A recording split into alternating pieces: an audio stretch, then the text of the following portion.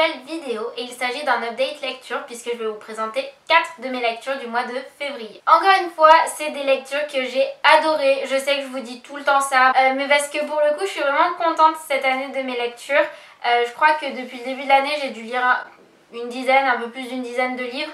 Et il n'y en a qu'un seul que vraiment j'ai abandonné parce que j'arrivais pas à accrocher à l'histoire. Mais sinon j'ai pas vraiment eu de déception. Pour l'instant c'est que des lectures que j'aime beaucoup, même des coups de cœur. Donc voilà, je suis trop contente à chaque fois que je tourne des updates lecture. Donc le premier tome dont je vais vous parler, c'est Harry Potter et le prince de sang mêlé, donc le 6e tome de J.K. Rowling. Bon, je vais pas vous faire un roman.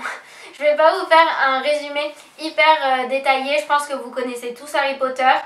Et si jamais vous connaissez pas, qu'est-ce que vous attendez pour lire les romans et voir les films? Du coup voilà, dans ce tome, Harry rentre en 6e année et c'est le moment où ça devient un petit peu plus obscur, où le décor se plante un petit peu plus, etc. Pour le coup, ce roman, c'est un de mes préférés de la saga Harry Potter. J'ai eu une belle surprise, c'est qu'il y a énormément, mais quand je vous dis énormément, c'est vraiment qu'il y a beaucoup de différences entre le livre et le film. Pour vous dire, au début, je tournais les pages, j'enchaînais les chapitres, etc. Je me disais, mais vraiment, il n'y a pratiquement pas de similitude avec le film. Mais du coup j'ai trouvé ça super cool dans le sens où d'habitude quand je lisais les Harry Potter, à chaque fois j'avais le film dans un coin de ma tête, je comparais à chaque fois avec le film et c'est vrai que c'était un peu dérangeant. Là pour le coup il y a tellement de différences que j'ai pas trop pu comparer avec le film parce que j'étais vraiment plongée à l'intérieur, je découvrais plein de nouvelles choses et je trouvais ça trop bien. Je redécouvre un petit peu l'histoire de Harry Potter et le prince de sang mêlé. Ensuite, ce que j'ai beaucoup aimé aussi, c'est que c'est un roman qui est hyper détaillé. Ben, vous le voyez, hein, c'est quand même une belle brique, on va pas se mentir. Il est super détaillé, on a beaucoup d'informations, notamment sur les Horcruxes, etc. Mais du coup, je trouve que c'est tellement détaillé, il y a tellement d'informations qu'on comprend super bien l'histoire. Vraiment, je crois que c'est la première fois que je comprends aussi bien Harry Potter et surtout le 6e tome. C'est vrai que dans le film, le 6e film, des fois il y a des choses qu'on comprend pas vraiment, il y a des choses qui apparaissent et on se dit mais pourquoi, qu'est-ce que ça vient faire là? Et en fait c'est juste qu'il nous manquait une partie d'information qui du coup est présente dans le livre et vraiment ça je trouve ça génial. Après je veux pas vous faire reculer en vous disant qu'il y a beaucoup d'informations dans le sens où c'est pas lourd, même si on a énormément de choses à lire, à apprendre, etc. C'est pas du tout lourd, c'est une lecture super fluide et vraiment j'ai adoré trouver autant de détails et comprendre si bien et j'ai qu'une hâte, c'est de lire le 6e tome parce que d'après ce que j'ai entendu il est aussi vraiment pas mal. Donc voilà pour Harry Potter et le prince de sang mêlé. Ensuite j'ai lu une autre saga ou plutôt une duologie et il s'agit de London et Shay de Brittany C. Sherry. Donc je vais vous présenter les deux tomes ensemble comme ça ira un petit peu plus vite et parce que mon avis est exactement le même pour le premier que pour le deuxième. Je vais vous parler rapidement de l'histoire, donc on suit London et Shay, forcément c'est écrit dans le titre. Donc London c'est un peu... pas le bad boy, mais c'est un peu le garçon un peu sombre qui a des problèmes, etc. Alors que Shay, c'est plutôt la fille hyper gentille, jolie, hyper intelligente. Enfin voilà, tout le monde aime bien Shay. C'est un peu voilà, la fille que tout le monde aime. Donc c'est des personnages un petit peu différents. Et ce qu'il faut savoir, c'est que les deux se détestent. On ne sait pas trop pourquoi, mais depuis qu'ils se sont rencontrés, ils s'aiment pas. Donc c'est comme ça, on peut pas aimer tout le monde.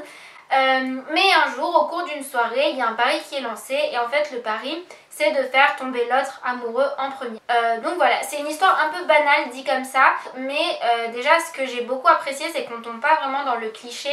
Enfin il y a déjà pas mal de livres qui sont écrits comme ça sur les paris. Là c'est les deux qui font le pari ensemble et du coup j'ai trouvé ça cool parce que ça enlève un peu le cliché de voilà la fille fragile qui se fait piéger, le mec bad boy qui veut juste une chose, c'est coucher avec la fille. Enfin bref, j'ai trouvé ça super cool et super rafraîchissant un petit peu, ça change des livres du type After ou des livres comme ça. Et surtout, il y a des vrais sujets importants qui sont abordés comme par exemple le deuil, le suicide, la dépression, la dépendance, que ce soit dépendance affective, addiction, etc.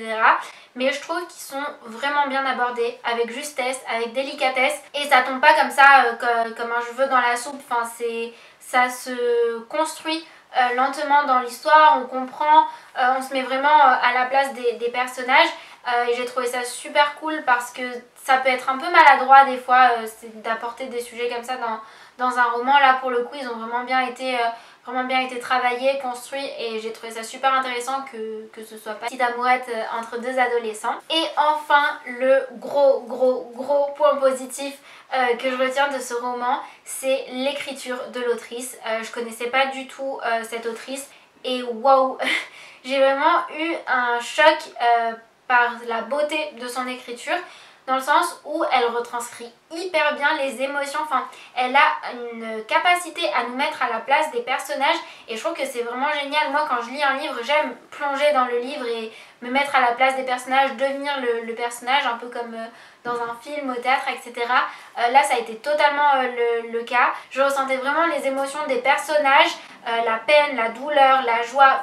Vraiment, je sais pas comment elle a fait ça, mais je trouve ça génial et elle a un vrai talent et vraiment je l'applaudis pour ça parce que j'ai même pas les mots pour décrire pardon, la beauté de sa plume. Et après, je vais pas vous présenter le deuxième tome parce que j'ai pas envie de vous spoiler, mais ce que j'ai beaucoup aimé c'est que il y a des nouveaux personnages qui apparaissent. Je trouve ça cool, je trouve ça un peu rafraîchissant, ça apporte du renouveau à l'histoire et on n'a pas l'impression que ça tourne en rond et que c'est un copier-coller du premier tome. Loin de là. Et d'un autre côté, j'ai beaucoup aimé la présence aussi des anciens personnages.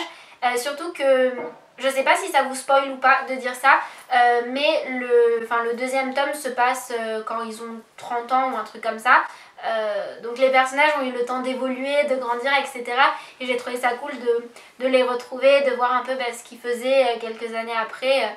Donc voilà, j'ai beaucoup aimé les deux romans. Je pense que j'ai quand même préféré le premier, mais je vous conseille les deux dans tous les cas. Et enfin, le dernier roman que je vais vous présenter, c'est Le syndrome du spaghetti de Marie Vareille. Je l'ai pas sur moi parce que je l'ai prêté à ma soeur pour qu'elle puisse le lire aussi, donc je vous mets la couverture par ici pour que vous puissiez le voir. Je vous avais déjà présenté ce roman dans une vidéo pile à lire, il me semble. Oui, c'était une vidéo pile à lire. Je vous la mets juste ici pour que vous puissiez aller la voir. Mais rapidement, pour vous représenter le contexte, on suit l'histoire de Léa et Anthony. Donc Léa, c'est une passionnée de basket, elle adore ça et elle veut monter pro et arriver à la YNBA, donc c'est la NBA féminine. Elle a une relation super fusionnelle avec son père qui est aussi son coach de basket. Et de l'autre côté on a Anthony. Anthony lui vient d'une banlieue à Paris. Il fait beaucoup de basket aussi, mais plutôt pour le plaisir, pas vraiment à un niveau professionnel, même si c'est un très bon joueur de basket. Un jour ils se rencontrent tous les deux. Ils sont pas censés se voir à nouveau parce que ils viennent pas forcément du même monde, etc. Et pourtant ils vont se rencontrer à nouveau. Je vous dirai pas pourquoi, mais ils vont se rencontrer à nouveau. C'était mon premier roman de cette autrice et j'ai vraiment adoré. Ce sera pas le dernier que je lirai de Marie Vareille, ça c'est sûr et certain. C'est un livre que j'ai vraiment adoré, ça a été un coup de cœur. Mais dès les premiers chapitres, en fait, j'ai su que ça allait être un coup de cœur. En fait, il aborde des sujets hyper importants et hyper durs qu'on connaît pas forcément.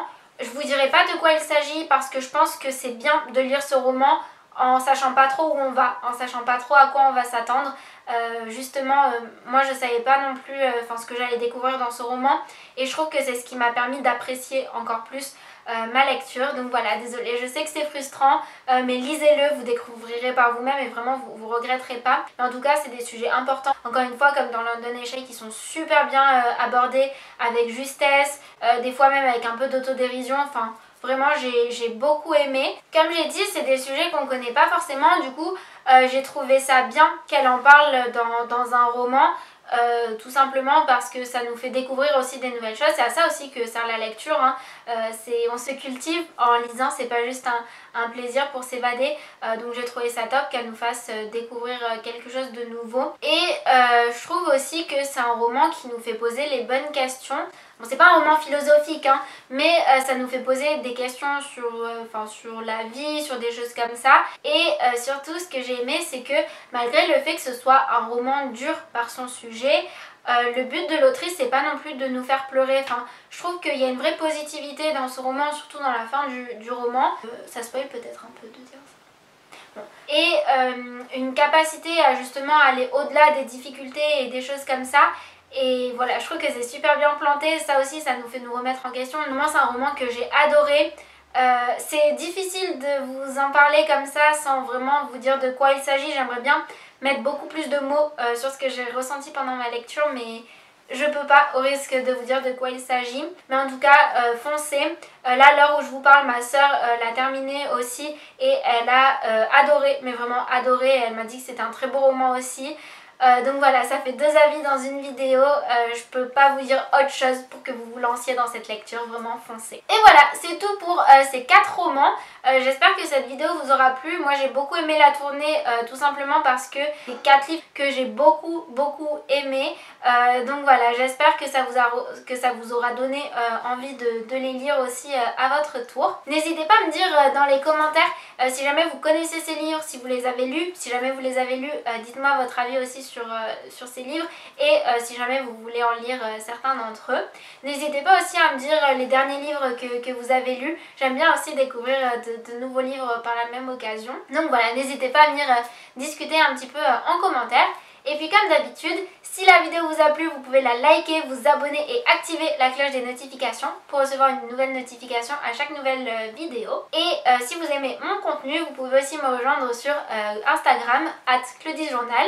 Je suis beaucoup plus régulière, je poste assez souvent des stories, des posts, etc. Donc n'hésitez pas à me rejoindre là-bas, même pour discuter, je réponds toujours à mes DM assez rapidement. Et puis en attendant, je vous fais plein de bisous et je vous dis à très vite. Bye!